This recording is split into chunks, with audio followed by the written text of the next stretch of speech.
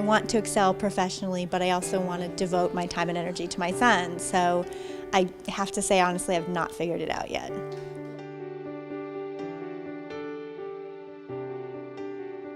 I think balance, obviously, is like a challenge for everyone, just balancing the guilt of not being with your kids all the time, and then also the guilt of like loving going to work and not having to be with your kids all the time. There's never enough time for everything, and I think no matter where I am, I feel guilty.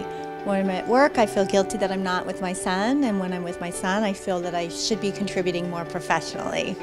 I think we're all so busy. There's so much to do, and I think particularly with little kids or older kids, they have schedules of their own and they have events of their own that we're constantly trying to juggle. And I think anything that can help us slow down and kind of take a good look at what's going on in our lives and take a moment to reflect on it is a great thing. So that's why I'm here tonight and look forward to hearing the content. I spent 15 years in digital media.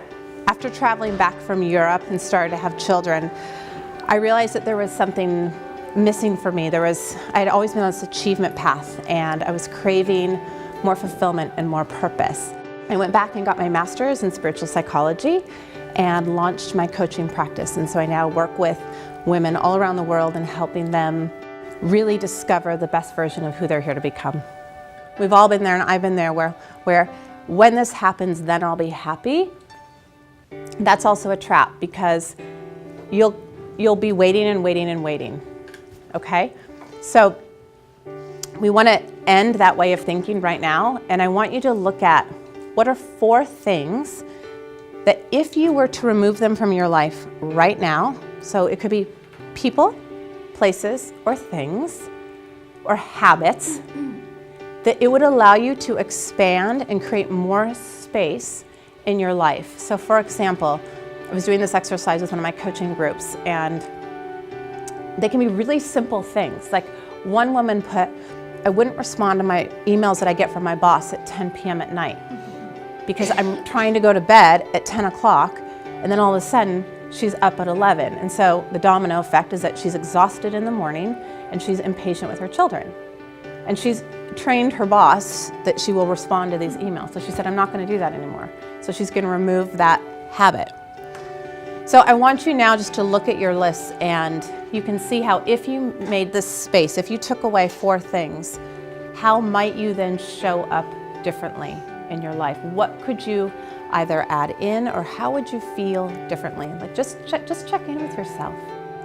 Instead of actually doing things that you think you're just doing, which she pointed out, you are actively making a decision on how you can improve yourself, how each step of the day can improve you as a person instead of being a doer and pleasing everyone else. That's the first thing I'll work on.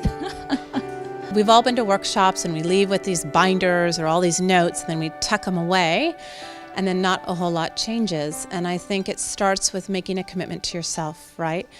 And that commitment is really, how do you want to show up and what do you want to experience in your life?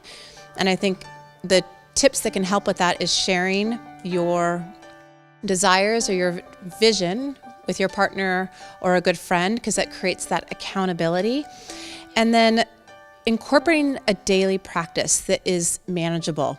So for example, I don't love to meditate, but I know that meditation is really good for me. So I'm very realistic about it. I don't sign up to meditate 30 minutes a day. I sign up for 5 minutes a day.